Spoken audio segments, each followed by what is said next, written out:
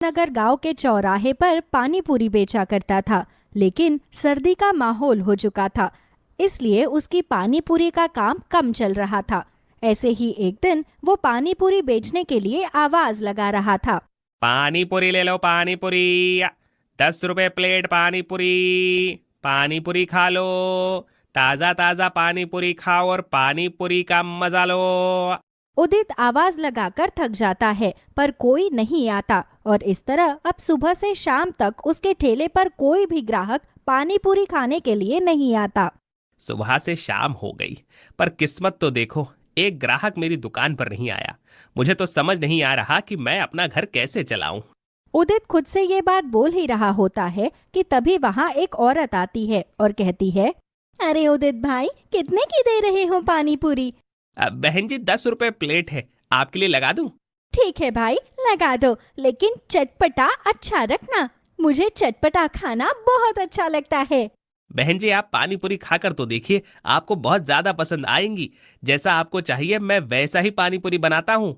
उदित ये बोलता है और उसे पानी पूरी खिलाता है। औरत पानी पूरी खाकर देखती है। पहली पानी पूरी खाते ही उसके दांतों में ठंडक महसूस होती है और वो आधी पानी पूरी थूक देती है। क्या बात है बहन जी, पानी पूरी थूक क्यों दी? स्वाद में कुछ कमी थी क्या? नहीं भाई, तुम्हारी पानी पूरी का स्वाद तो बहुत अच्छा है, लेकिन तुम तो जानते हो कि मौसम कितना ठंडा है और ऐसे में ठंडा पानी दांतों पर लगते ही जलन मारता है। बहन जी, अब पानी पूरी तो ऐसे ही बनती है, इसीलिए मैंने ऐसे ही बनाई है। तुम चिंता मत करो भाई, मैं तुम्हें तुम्हारी पानी पूरी के प्लेट के 10 रुपए दे दूंगी, पर मुझसे एक से ज्यादा नहीं खाई जाएगी। मेरे दांत ठंडी चीज बर्दाश्त नहीं कर पाते। कोई बात नहीं बहन जी, जब आपने पानी पूरी खाई ही नहीं तो आप मुझे किस चीज के पैसे देंगी? मुझे कोई पैसे नहीं चाहिए, मैं जो भी कमाता हूँ मेहनत का कमाता हूँ। उदित इतना बोलकर उसे जाने के लिए कह देता है और वो वहां से चली जाती है। सुबह से शाम तक उदित की जैसे तैसे 3 से 4 प्लेट पानी पूरी ही बिकती है और वो पैसे लेकर घर आ जाता है और वो पैसे वो अपनी बीवी के हाथ में रखता है। अजी, इन पैसों से क्या होगा? इन पैसों से हम हमारा गुजारा कैसे कर पाएंगे? शायद इसीलिए भगवान ने मुझे बांझ रखा है, क्योंकि हमारे पास बच्चों को पालने के लिए पैसे भी नहीं है। रेखा, तुम्हारा पति थका हारा काम करके आया है और तुम उसे आते ही सुना रही हो। मैं क्या करूं अगर मेरी पानी पूरी नहीं बिकती है तो? और खबरदार, जो अगली बार खुद को बांझ बोला तो। माफ करना जी, मुझे खुद समझ में नहीं आ रहा कि इस गरीबी में हम लोग अपना गुजारा कैसे करेंगे, इसलिए भावनाओं में मेरे मुंह से ये सब बातें निकल गई। कोई बात नहीं रेखा, मैं समझता हूँ कि तुम इस गरीबी में कैसे गुजारा कर रही होगी। घर में जो भी है वो तुम ले आओ, वही खाकर हम आज सो जाते हैं। जिसके बाद अब रेखा खाना लगा देती है और उदित और रेखा प्याज रोटी खाकर सो जाते हैं। ऐसे ही गरीबी में उदित अपना गुजारा कर रहा था। समय गुजरता है और एक दिन उदित ने ठेला लगाते हुए अपनी पत्नी से कहा, रेखा, तुम तो जानती ही हो कि ठंड बहुत ज्यादा है। एक काम करो, मेरे लिए एक बोतल में पानी भर कर दो। पानी को गर्म कर देना और उसके आसपास कपड़ा लपेट देना, ताकि वो ज्यादा देर तक गर्म रहे। रास्ते में प्यास लगती है तो ठंडा पानी पिया नहीं जाता। मैं समझती हूँ जी, तभी तो शायद पानी पूरी भी नहीं बिक रही, क्योंकि कौन ठंडे पानी की पानी पूरी खाएगा। हाँ, अब तुम जल्दी से मुझे पानी गर्म करके बोतल पर कपड़ा लपेट कर दे दो। मैं ठेला लगाने जाता हूँ। भगवान का आशीर्वाद रहा तो आज कम से कम 10 प्लेट पानी पूरी तो अच्छे से बिक ही जाएगी। उदित को दे देती है। उदित भी ठेले पर उस बोतल को रखकर पानी पूरी बेचने के लिए गांव की गलियों में निकल पड़ता है। गोलगप्पे खा लो, गोलगप्पे 10 रुपए प्लेट, 10 रुपए प्लेट। एक बार खाओगे बार बार आओगे, ऐसे गोलगप्पे कहीं नहीं पाओगे। उदित बोल बोल कर गलियों में गोलगप्पे बेच रहा था, लेकिन कोई भी उसके गोलगप्पे खाने आने को तैयार ही नहीं था। उसे प्यास लगती है और वो पानी पीता है और खुद से कहता है, कब से घूम रहा हूं लेकिन कोई भी मेरे गोलगप्पे खाने के लिए नहीं आ रहा। ये तो अच्छा हुआ कि मैंने रेखा को बोलकर आज गर्म पानी ले लिया था। इससे सर्दी से राहत मिल जाएगी। उदित ये बोलता है और उसे उस औरत की बात याद आती है और उसने कहा, इतने ठंडे मौसम में जब मैं ठंडा पानी पी नहीं रहा तो लोग ठंडा गोलगप्पा कैसे खाएंगे? मुझे उन लोगों के बारे में सोचना होगा, अगर मुझे अपना काम बढ़ाना है तो। बहुत सोचने के बाद में उदित के दिमाग में एक तरकीब आती है और वो खुद से कहता है, अगर मैं इस मौसम में गर्म गोलगप्पे बनाकर बेचूं तो लोगों को जरूर पसंद आएंगे, क्योंकि लोगों को ठंडे पानी से दिक्कत है, मेरे गोलगप्पे से नहीं। ये सोचकर अब उदित अपने गर्म पानी की बोतल का पानी गोलगप्पे के पानी में मिक्स कर देता है, जिससे गोलगप्पे का पानी गर्म हो जाता है और अब गलियों में घूमता है और जोर जोर से आवाज लगाता है। गोलगप्पे, गर्मा गर्म गोलगप्पे, एक बार खाओगे बार बार आओगे, ऐसे गोलगप्पे कहीं नहीं पाओगे, मात्र 15 रुपए में। उदित ऐसे ही आवाज लगाता है और वो हार नहीं मानता, क्योंकि उसे खुद पर पूरा भरोसा था। कुछ ही देर में उसके पास औरतों का झुंड लग जाता है, जो उससे कहती है, अरे भाई, लगता है हमने तुम्हारी बात सुनने में गलती कर दी है। क्या बोल रहे हो तुम? गर्मा गर्म गोलगप्पे?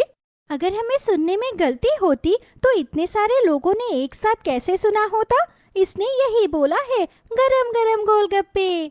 उदित इतनी सारी औरतों को एक साथ अपने ठेले पर देखकर खुश हो जाता है और कहता है, हाँ बहन जी, ये गर्मा गर्म गोलगप्पे हैं, एक बार खाकर तो देखिए, आपको बहुत पसंद आएंगे। तो फिर देर किस बात की? जल्दी से हम लोगों के लिए गरम गरम गोलगप्पे लगा दीजिए। हम भी तो जरा गरम गरम गोलगप्पे खाकर देखें। मुझे तो नाम सुनकर ही रहा नहीं जा रहा। जरूर ये गोलगप्पे अनोखे होंगे, तभी तो तुमने इनका नाम इतना अनोखा रखा है। जिसके बाद उदित उन सबको गरम गरम गोलगप्पे खिलाता है और गरम गरम गोलगप्पे खाकर औरतें कहती है, अरे वाह, क्या गोलगप्पे हैं! ऐसे गोलगप्पे तो मैंने जिंदगी में कभी नहीं खाए हैं। सर्दियों के मौसम में तो मैं गोलगप्पे खा ही नहीं पा रही थी, क्योंकि ठंड की वजह से गोलगप्पे खाने का मन ही नहीं करता था। दांतों की परेशानी और हो जाती थी, इसलिए गोलगप्पे नहीं खाती थी। भैया, मेरे लिए तो तुम रोज शाम को इस मोहल्ले में आ जाया करो। मुझे तो ये गोलगप्पे बहुत पसंद है। अब से मैं रोज तुम्हारे हाथों के गोलगप्पे खाऊंगी। सच में ऐसे अनोखे गोलगप्पे खाकर तो मजा ही आ गया। बड़ा स्वाद है तुम्हारे गोलगप्पों में। जिसके बाद में ऐसे उदित गलियों में घूम घूम कर गोलगप्पे बेच रहा था, तो वहीं कई देर तक वो घर नहीं आया था और रेखा को उसकी चिंता सताने लगती है। हे भगवान, अभी तक ये घर क्यों नहीं आए हैं? ऐसा वो कभी नहीं करते। कहीं ऐसा तो नहीं कि उन्हें मेरी किसी बात का बुरा लग गया हो और आज भी कमाई ना हुई हो, इसलिए वो घर नहीं आए। हे भगवान, मेरा तो जी बैठा जा रहा है। मुझे तो समझ में नहीं आ रहा कि मैं क्या करूं। अब इनके बारे में कैसे पता करवाऊं? रेखा चिंता किए जा रही थी और ऐसे ही कुछ घंटे बीत जाते हैं। बस बहुत हो गया, अब मैं और सब्र नहीं कर सकती। मुझे खुद ही जाकर उन्हें ढूंढना होगा। अब रेखा उदित को ढूंढने के लिए गांव में निकल जाती है, तो उसे उदित अपने ठेले पर ही खड़ा हुआ मिलता है और उसके आसपास गोलगप्पे खाने वालों की भीड़ लगी हुई थी। अच्छा, तो ये यहाँ हैं और आज इनकी दुकान पर ग्राहक थे, इसलिए ये अभी तक घर नहीं आए और मैं बैठकर इनकी इतनी चिंता कर रही थी। अब रेखा उदित के पास जाती है, तो उदित आवाज लगा रहा था, गोलगप्पे ले लो गोलगप्पे, या गर्मा गर्म गोलगप्पे बस थोड़े से बचे हैं, जिसको खाने हैं जल्दी आओ जल्दी खाओ।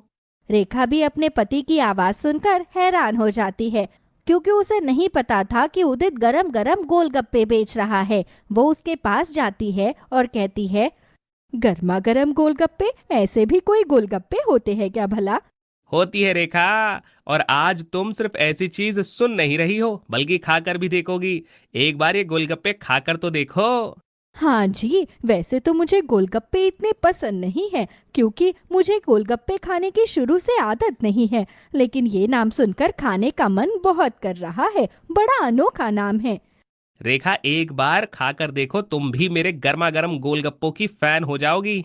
जिसके बाद अब उदित रेखा को गरम गरम गोलगप्पे लगाकर दे देता है और गोलगप्पा खाते ही रेखा कहती है, ये गोलगप्पे नहीं है, बल्कि हमारी सोई हुई किस्मत की चाबी है।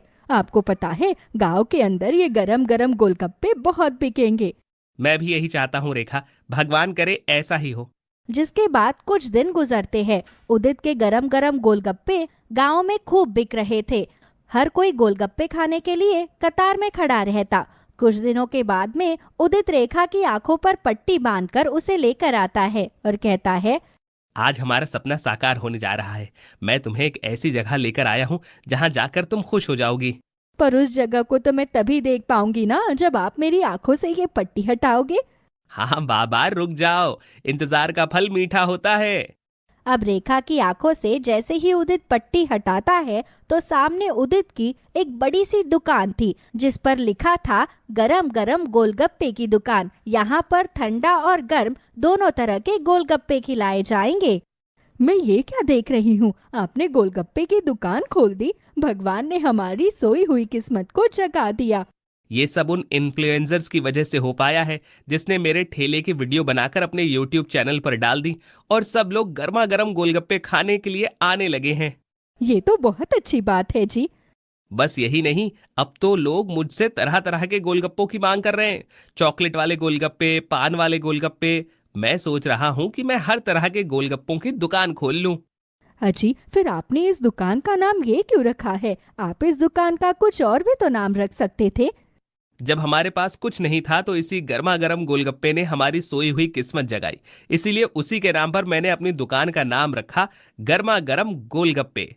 सच में मुझे बहुत खुशी है कि अब हमारी सोई हुई किस्मत जाग जाएगी। मुझे उम्मीद है कि भगवान हमें अब जल्दी से एक संतान दे देगा। तुम बिल्कुल भी चिंता मत करो रेखा, अब मैं तुम्हें अच्छे से अच्छे डॉक्टर को दिखाऊंगा और खुद को भी, और हम पता करेंगे कि आखिर हमें संतान क्यों नहीं हो रही। सोनम की सास और उसकी ननद बारी बारी से उसको दिलासा दे रही थी। विनोद को गुजरे हुए पूरे 13 दिन हो गए थे। उसकी 13वीं पर आए हुए लोग भी वापस जा चुके थे और सोनम अभी भी रोई जा रही थी। चुप हो जा सोनम, अगर तेरा पति गया है तो मेरा भी तो बेटा गया है। हाँ भाभी, मेरा भी तो भाई गया है। उन दोनों की बात सुनकर सोनम ने अपने आंसू पोंछे और फिर चुपचाप अपने कमरे में अपने बच्चों के पास चली गई।